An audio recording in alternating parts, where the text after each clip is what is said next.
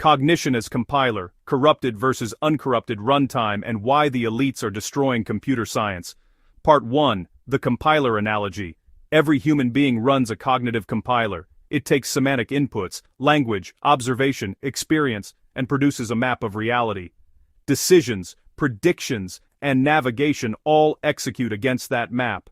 The quality of the output depends entirely on two things: the integrity of the inputs, and the compiler's ability to detect errors. Uncorrupted cognition operates like a strongly typed compiled language. Every term has a precise referent. Every logical step derives from the previous one. Type mismatches throw errors. Undefined variables get flagged before execution. The chain from observation to conclusion is traceable, verifiable, and stress-testable.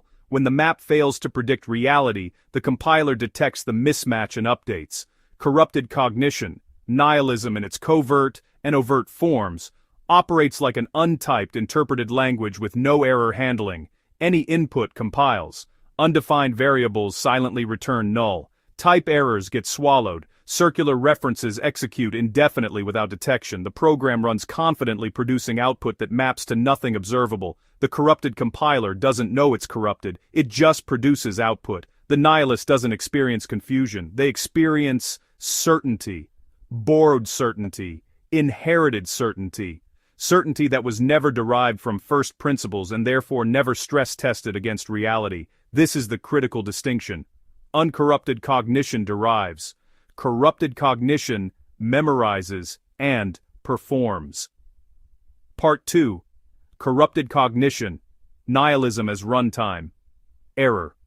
Nihilism doesn't announce itself. It installs as a feature. The installation mechanism is the deliberate collapse of the descriptive normative distinction. What is observable gets systematically conflated with what someone prefers. Facts get reframed as perspectives. Observations get reframed as opinions. Direct perception gets surrounded by qualifications until the person can no longer point at the ground beneath their feet without institutional permission. The result is a compiler that cannot distinguish between a derived observation and a smuggled preference. Both compile identically. Both feel like thinking. This produces three precise failure modes. The type error. Words get detached from observable reference and reattached to emotional payloads. Freedom no longer points at a measurable condition of agency. It points at a feeling the monopoly manufactures and distributes strategically. Constraint replaces chain, so the violence backing the constraint becomes linguistically invisible.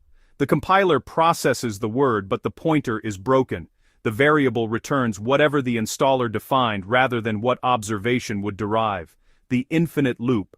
Without first principles as a termination condition, the compiler cycles through borrowed frameworks indefinitely. The person argues from authority. The dictionary says, the expert says, the institution says, which appeals to another authority which appeals to another. The chain never terminates in observation. It just loops through credentialed assertion until cognitive exhaustion produces the appearance of resolution. The null return. When the chain approaches a real mechanism, extraction, violence backing compliance, capital capture of productivity, the corrupted compiler returns null and moves on. Not through conscious suppression. Through installed error handling that was never disclosed. The nihilist genuinely cannot see certain conclusions because the compiler was configured to swallow those specific errors silently. Overt nihilism, nothing matters, everything is meaningless, is the visible crash. The program failed loudly enough that the person noticed. Covert nihilism is more dangerous. The program runs, it produces sophisticated output, it feels like reasoning, but every chain terminates before reaching the mechanism. Every observation gets recaptured in identity or moral framework before structural conclusions become available. The person is a confident navigator with a systematically corrupted map. Most of modern intellectual discourse is covert nihilism with academic credentials. Part 3. Uncorrupted cognition. First principles as clean compilation. Uncorrupted cognition starts from the same place every time. Direct observation terminating in perception. Point at the ground. It's there. No credentials required. No institutional permission. No authority to appeal to. Just observation and the honest derivation that follows. The methodology is precise. Observe first, before any framework, any inherited category, any borrowed vocabulary. What is actually pointable? What terminates in direct perception rather than in someone else's definition. Derive transparently. Each step follows from the previous one with the logical operation visible, not therefore as a rhetorical move, therefore as a demonstrated connection that can be checked and falsified. State normative premises explicitly when they appear. The moment a preference enters the chain, it gets labeled as such. Not hidden inside descriptive language, not smuggled in as obvious truth. Stated clearly as a normative input so the output can be evaluated accordingly. Stress test continuously. Every conclusion gets attacked from the strongest possible counterposition, not to win, to find where the chain actually breaks. A conclusion that survives genuine stress testing is qualitatively different from one that was never tested. The mathematician doesn't submit a proof until they've tried to break it themselves. Update on reality's feedback. When the map fails to predict the outcome, the map updates. Not the outcome. Reality doesn't negotiate, it executes regardless of what the compiler prefers to output. This is not a philosophy, it's a navigation tool. It works the same way regardless of what it points at. It doesn't produce comfortable conclusions or uncomfortable ones. It produces accurate ones. The price of uncorrupted cognition is social. Every environment shaped by the extraction mechanism rewards comfortable conclusions and punishes accurate ones. The person who simply points at observable mechanisms and refuses to stop faces delegitimization, ridicule, social exile. The compiler that works correctly is the most threatening object in any captured environment. That price is real, but reality executes regardless of whether you pay it voluntarily or get charged by outcomes. Part 4. Why computer science is an undeniable part of life. This is not metaphor, this is structural identity. Language is code. Every sentence is an instruction executing against a cognitive runtime. The semantic content determines what the compiler can process. Corrupted definitions corrupt the compilation. Precise definitions enable precise derivation. Logic is the type system. Type theory in computer science exists to prevent exactly the errors that corrupt cognition produces. Undefined variables, type mismatches, circular references, null pointer exceptions.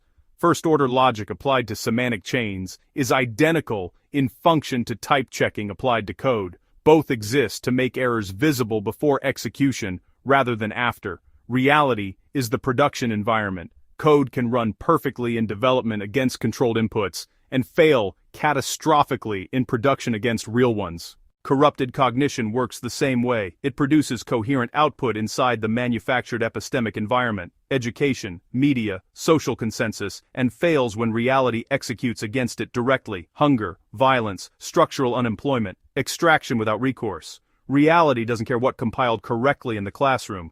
Debugging is first principles reasoning. When a program fails in production, the engineer returns to first principles. What is the actual input? What does the function actually do?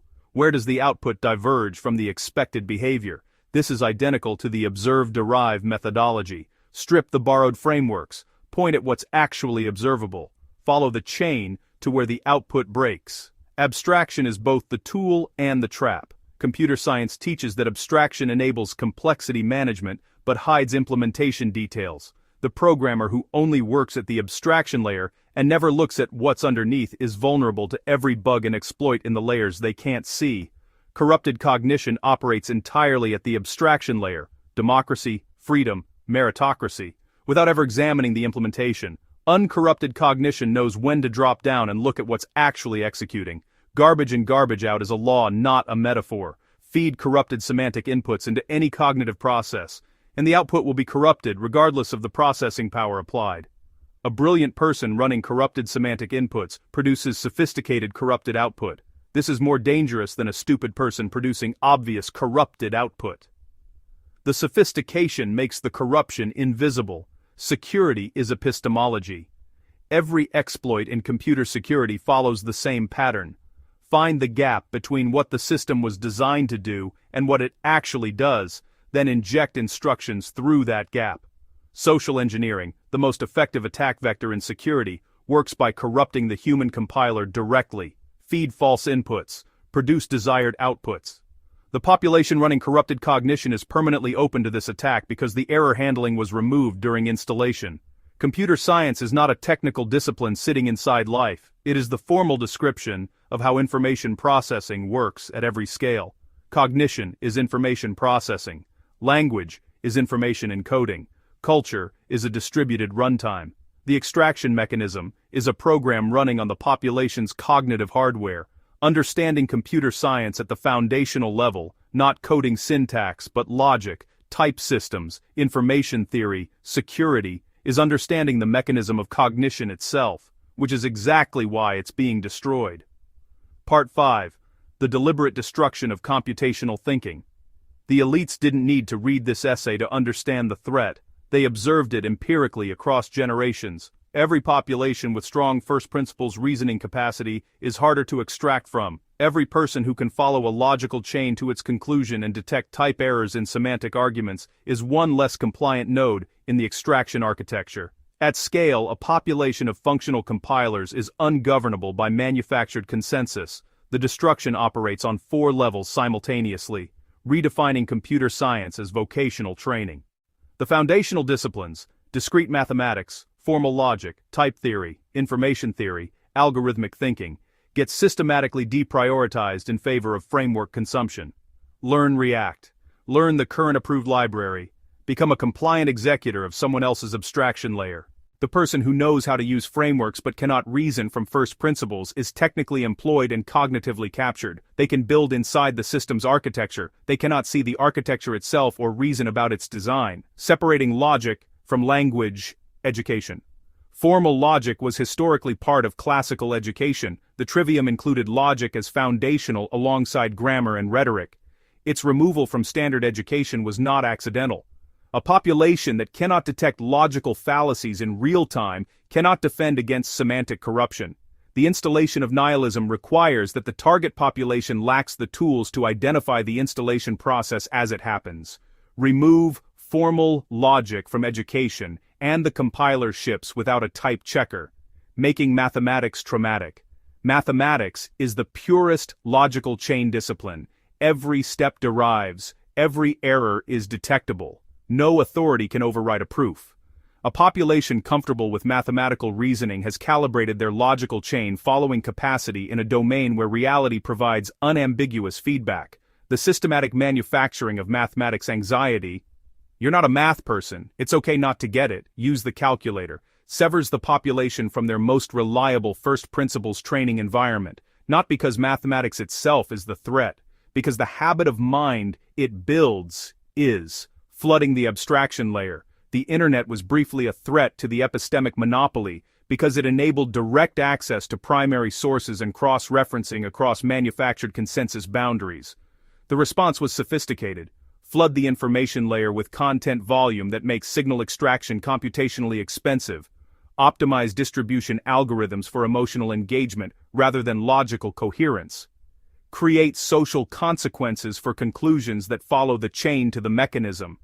The person who could theoretically access the information to follow any chain now faces a hostile computational environment where the cost of finding clean inputs is prohibitive and the social cost of publishing accurate outputs is high. The result is a technically sophisticated population that cannot reason from first principles about the system they're operating inside.